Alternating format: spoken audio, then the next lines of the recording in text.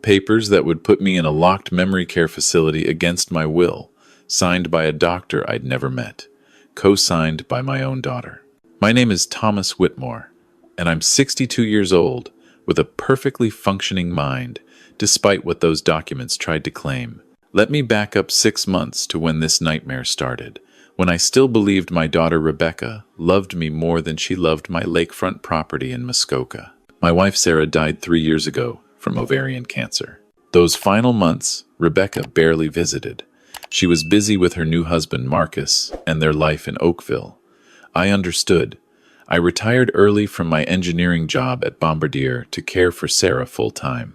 After she passed, I sold our Toronto house and bought a beautiful property on Lake Muskoka, a place Sarah and I had always dreamed of retiring to together.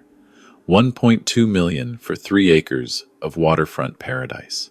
I figured I'd spend my remaining years there, maybe find some peace. Rebecca seemed happy for me at first.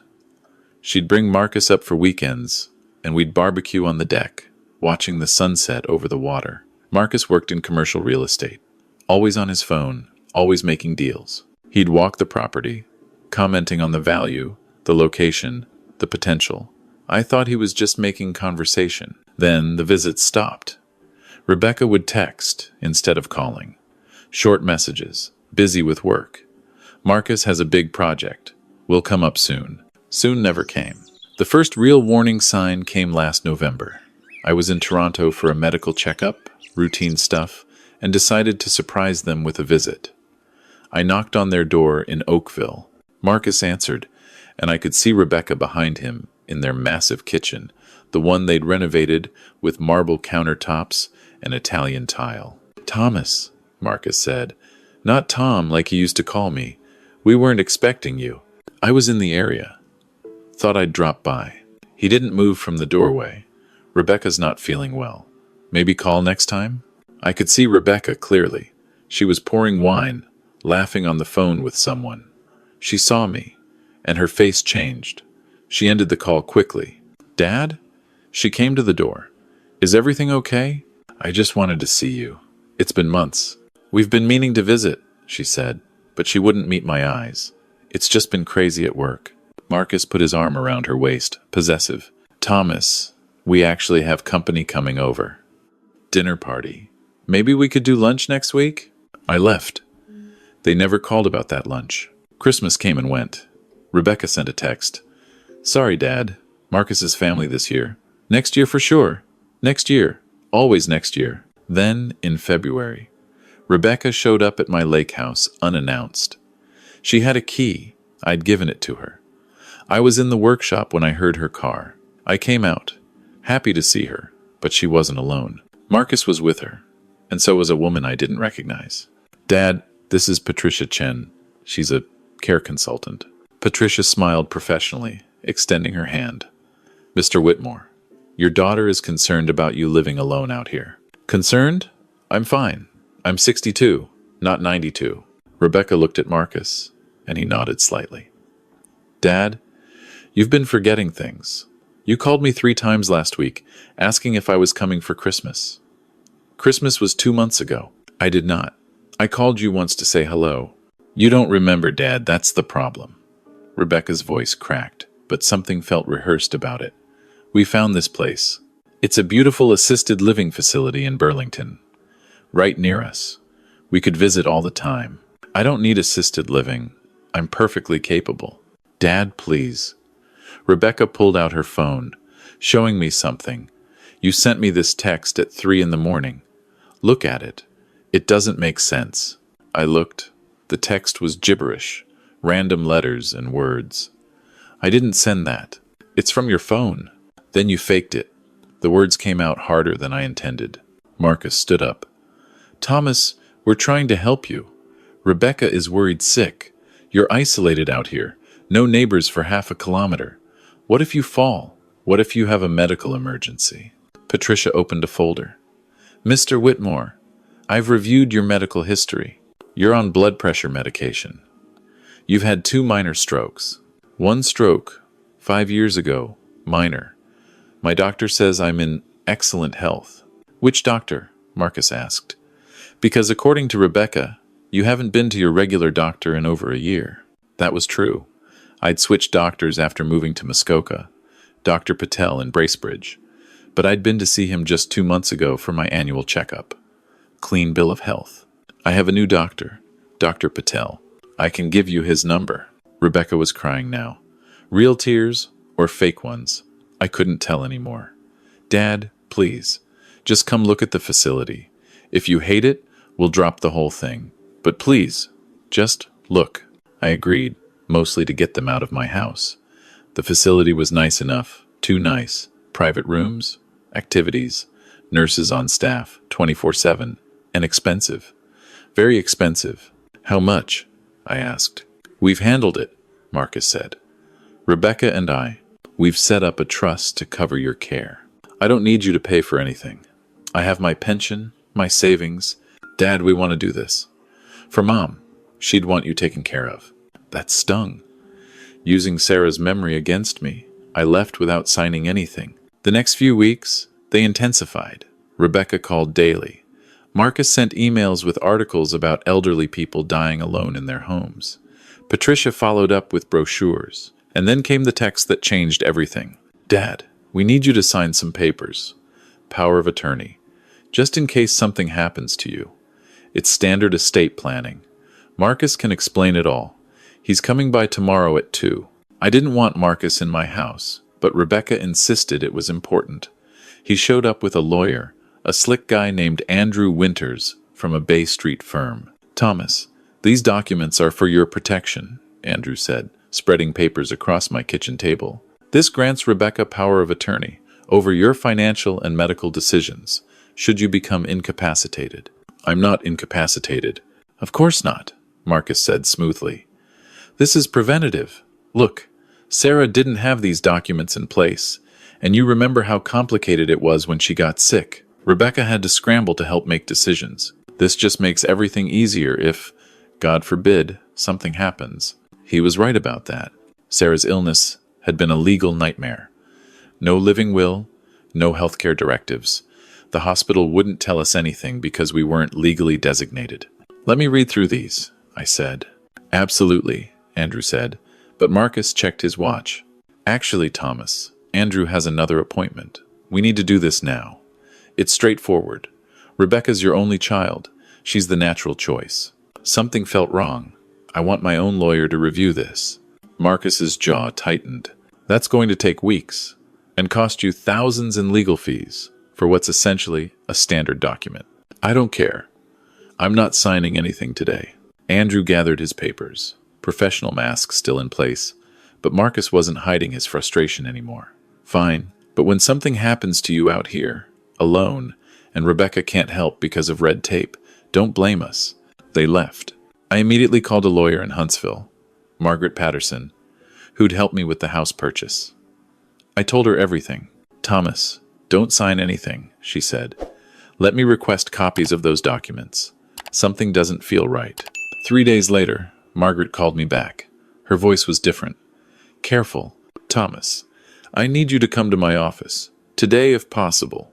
I drove the hour to Huntsville, my hands tight on the steering wheel.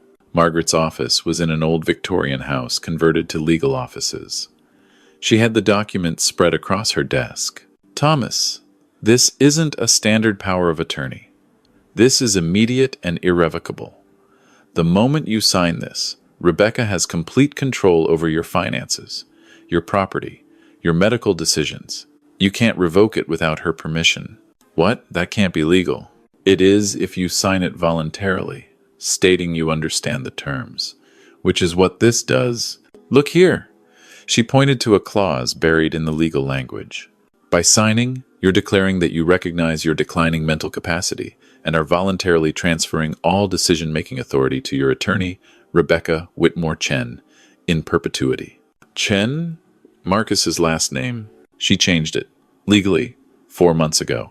It's in the property records. Margaret pulled up another document on her computer. Thomas, they've also filed a preliminary application for guardianship. Do you know what that means? My mouth went dry. No, it means they're trying to have you declared legally incompetent. If they succeed, They can make all decisions for you, including where you live. They could force you into that facility in Burlington, and you'd have no say. And once you're there, they'd have control of your assets, your lake house, your savings, everything. The room spun. On what grounds? They have statements from Patricia Chen, who, by the way, is Marcus's sister, claiming you showed signs of dementia during her assessment. They have those text messages Rebecca showed you. And they have a letter from a doctor, Richard Thornton, stating, "You're in early-stage Alzheimer's and pose a danger to yourself." I've never heard of Dr. Thornton. My doctor is Dr. Patel. I know. I called Dr. Patel. He confirms you were in for a checkup 2 months ago. Cognitive function normal. No signs of dementia or Alzheimer's. He's writing a counter-statement. But Thomas, this is serious. They're trying to steal your life. I couldn't breathe. My own daughter. My Rebecca, who I'd raised alone after her mother left us when she was 10. Rebecca, who I'd put through university, whose wedding I'd paid for, who I'd supported through 2 career changes and 3 apartments. She was trying to have me declared incompetent so she could take everything. What do I do? Margaret's expression was grim. We fight. But Thomas, you need to understand something. Guardianship cases are ugly. It'll be you against your daughter in court. It'll destroy whatever relationship you have left. What relationship? She wants to lock me away. I know. But I need you to be sure, because once we start this, there's no going back. I thought about Sarah. What would she want me to do?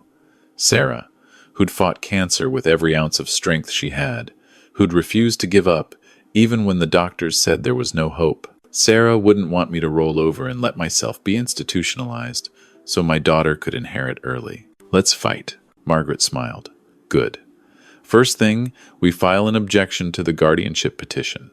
Second, we get a full cognitive assessment from an independent neuropsychologist. Third, we gather evidence that Rebecca and Marcus are acting in bad faith, motivated by financial gain rather than concern for your welfare. Over the next week, I did exactly that. Dr. Jennifer Walsh, a neuropsychologist in Toronto, put me through 6 hours of cognitive testing, memory, reasoning, spatial awareness, executive function. She said, I scored in the 92nd percentile for my age group. Sharp as a tack, she said. But the evidence gathering was harder. I needed to prove Rebecca and Marcus were after my money. Margaret suggested I look at their financial situation. I hired a private investigator, felt dirty doing it, but I needed to know. What he found stunned me. Rebecca and Marcus were drowning in debt. That house in Oakville with the marble countertops, mortgaged to the hilt, $300,000 over the purchase price. They'd refinanced twice to fund Marcus's business ventures, including a restaurant that failed after 6 months and a cryptocurrency investment that tanked. They were 6 months behind on property taxes. Their credit cards were maxed. They'd even borrowed $50,000 from Marcus's parents, who were now threatening legal action. And there was more. Marcus had been researching reverse mortgages on lakefront properties in Muskoka. He'd met with 3 different real estate agents about my property's value. He'd even started preliminary conversations with developers about subdivision potential. They weren't just trying to control me. They were trying to liquidate me. The guardianship hearing was set for April 15th, 3 weeks away. Margaret prepared me for what was coming. Rebecca would testify that I was incompetent. She'd have that fake doctor, Thornton, backing her up. She'd have the text messages, probably more that she'd manufactured. She'd cry and say she was doing this out of love. You need to be perfect in court, Margaret warned. Articulate, calm, rational. Any sign of confusion, anger, or instability, and they'll use it against you. The day before the hearing, Rebecca called. I almost didn't answer. Dad, it's me. I know. Dad, please, drop this. Let us help you. Marcus and I, we just want what's best. What's best is my lake house and my bank account. I know about your debts, Rebecca. I know about Marcus's failed businesses. I know you're desperate. Silence. Then, who told you that? Does it matter?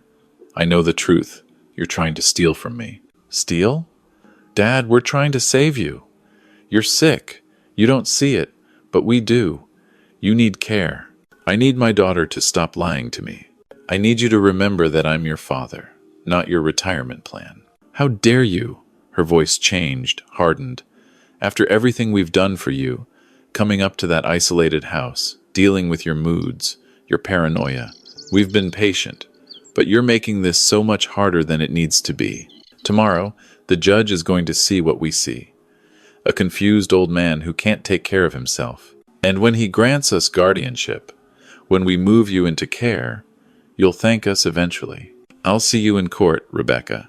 I hung up. My hands were shaking. Not from fear, from rage. The courtroom was smaller than I expected. Just a hearing room, really. Judge Morrison presiding, a woman in her 50s with sharp eyes and a no-nonsense demeanor. Rebecca and Marcus sat with Andrew Winters. Patricia Chen was there too, waiting to testify. I sat with Margaret, feeling very alone. Rebecca went first. She wore a conservative dress, minimal makeup, and she cried exactly when she needed to. She talked about finding me confused, about the gibberish texts, about my isolation. She said she was terrified I'd die alone on that property with no one to help me. I love my father, she said, voice breaking. I just want him safe. Andrew called Dr. Thornton, who testified via video link from what looked like a home office. He said he'd evaluated me based on statements from family members and medical records. His conclusion, early-stage dementia, likely Alzheimer's, requiring immediate intervention. Margaret stood. Dr. Thornton, when did you personally examine Mr. Whitmore? I've reviewed extensive documentation. That's not what I asked. When did you personally, physically examine him? In cases like this, a personal examination isn't always so. Never. You've never met my client, never spoken to him, never examined him in any way, yet you're recommending he be declared incompetent. What's your relationship to Marcus Chen? Thornton's expression flickered. I don't. You went to university together. You were roommates. You're in business together, aren't you? You run a consulting firm that helps families secure guardianship for elderly relatives. Families who pay you $20,000 per successful case. The judge leaned forward. Is this true, Dr. Thornton? Your Honor, I maintain professional objectivity. You're dismissed. Judge Morrison was not pleased. Mr. Winters, do you have any other witnesses? Patricia testified next, describing her assessment of me. But Margaret was ready. She pulled out Patricia's social media, posts about her brother Marcus's financial troubles, posts about how they were finally going to get what we deserve. The tide was turning. I could see it in the judge's face, in the way Andrew Winters kept checking his watch, in the way Marcus whispered urgently to Rebecca. Then it was my turn. Margaret asked me simple questions. My name, age, address, what I'd eaten for breakfast, the Prime Minister's name, the date. I answered calmly, clearly. Then she asked me to explain why I believed Rebecca and Marcus were acting in bad faith. I pulled out the financial reports, the debts, the real estate consultations, the research on my property's value. I walked the judge through everything, methodically, like the engineer I'd been for 35 years. Numbers don't lie. Your Honor, I said, I loved my daughter. I still love her. But she's chosen money over me. She's chosen her husband's financial problems over her father's dignity. I'm not incompetent. I'm not confused. I'm being targeted by my own child because I have something she wants. And I refuse to be a victim. Judge Morrison took off her glasses. Miss Whitmore Chen, Mr. Chen, approached the bench. They did. The judge spoke quietly, but I heard enough. Words like fraudulent, elder abuse, potential criminal charges. Rebecca went pale. Marcus tried to argue, but the judge cut him off. The petition for guardianship is denied, Judge Morrison declared. Furthermore, I'm ordering a full investigation into Dr. Richard Thornton's practices. Mr. Whitmore, I'm granting you a restraining order against your daughter and son-in-law, effective immediately. They are not to contact you or come within 500 meters of your property. This court is adjourned. I'd won, but it didn't feel like winning. It felt like I'd lost my daughter all over again. Margaret squeezed my shoulder. You did the right thing. Did I? Outside the courthouse, Rebecca caught up with me. Marcus tried to hold her back, but she shook him off. Dad, please. We can fix this. It was a misunderstanding. Don't. I couldn't look at her. You tried to have me declared insane so you could take my home. You manufactured evidence. You lied to a judge. That's not a misunderstanding, Rebecca. That's betrayal. Dad, I gave you everything. After your mother left, I raised you alone. I worked double shifts to pay for your education. I went without so you could have. And this is how you repay me? By trying to lock me away? We needed. I don't care what you needed. You made your choice.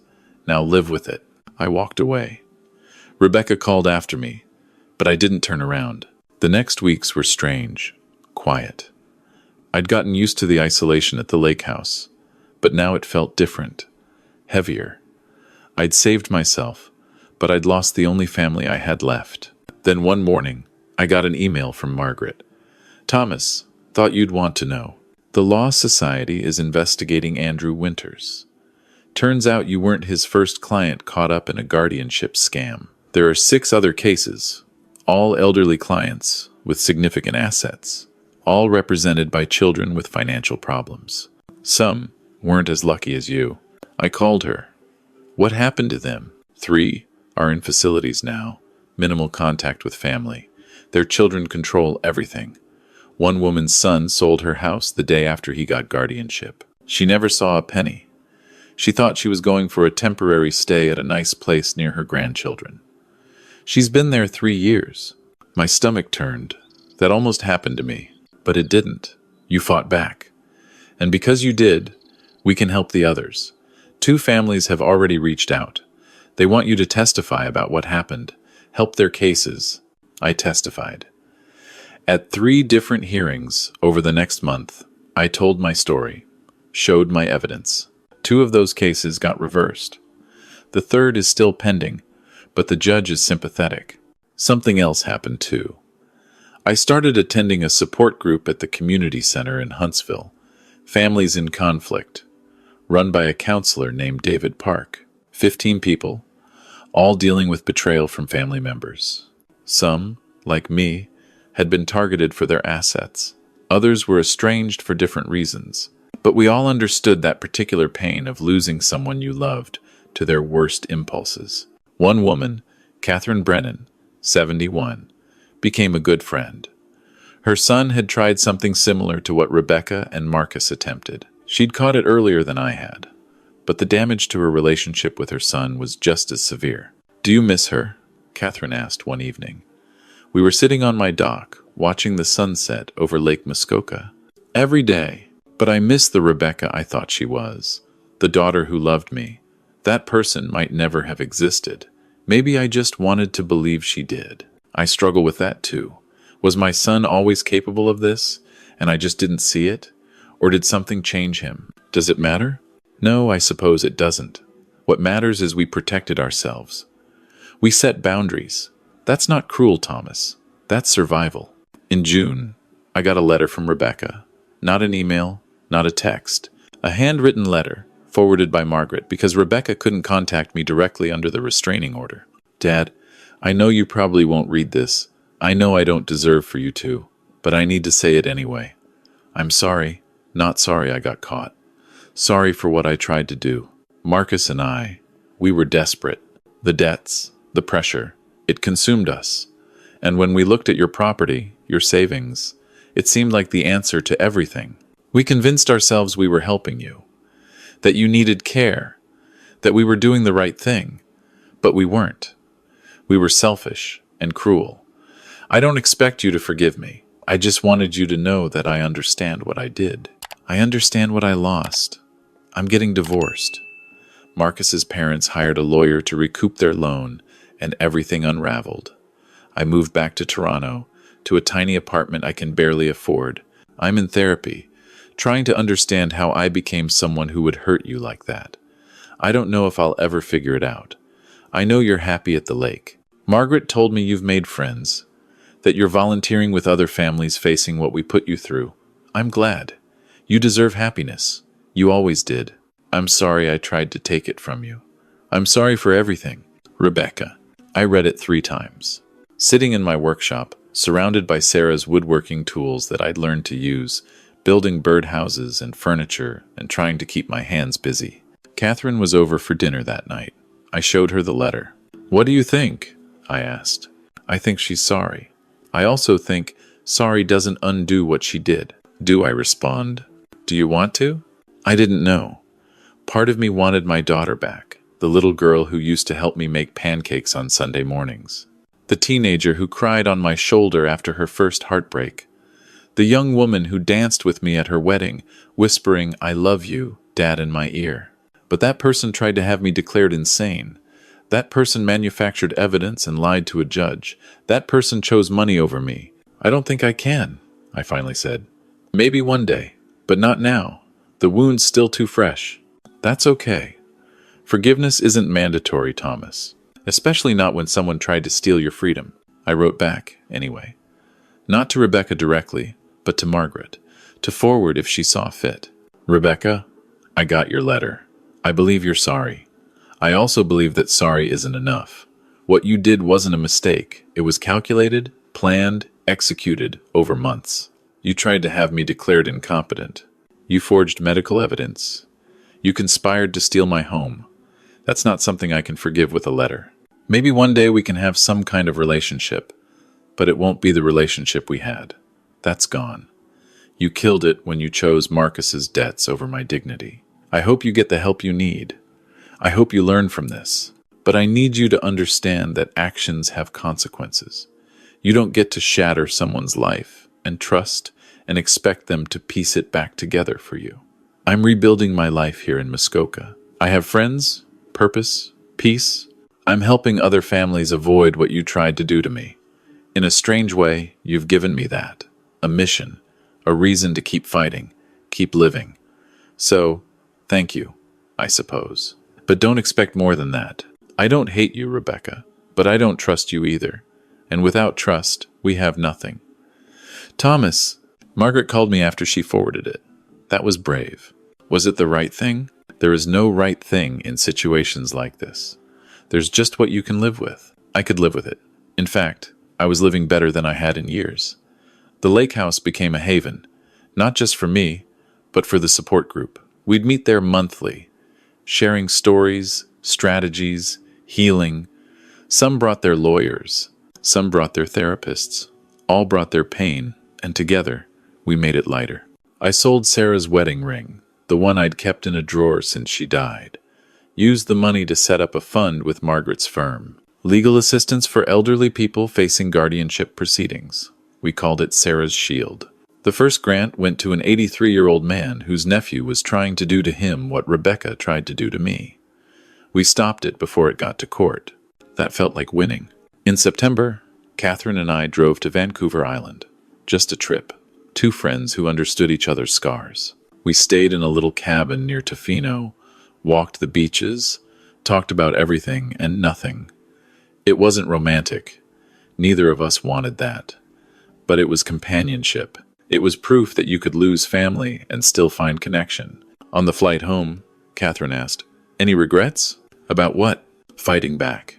Taking Rebecca to court. Cutting her off." I thought about it. Really thought about it. No, because if I hadn't, where would I be? In some facility in Burlington, drugged and docile, while Marcus sold my property to pay his debts.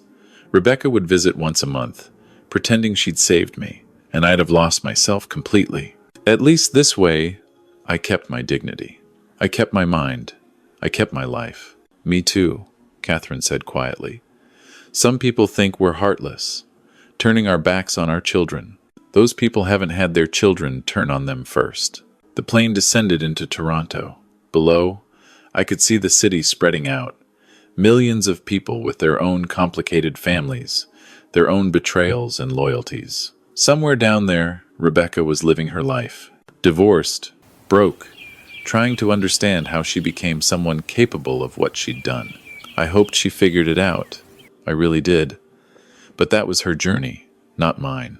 Mine was waiting for me on Lake Muskoka, in a house I'd fought to keep, surrounded by people who'd fought similar battles. We were building something there. A community of survivors.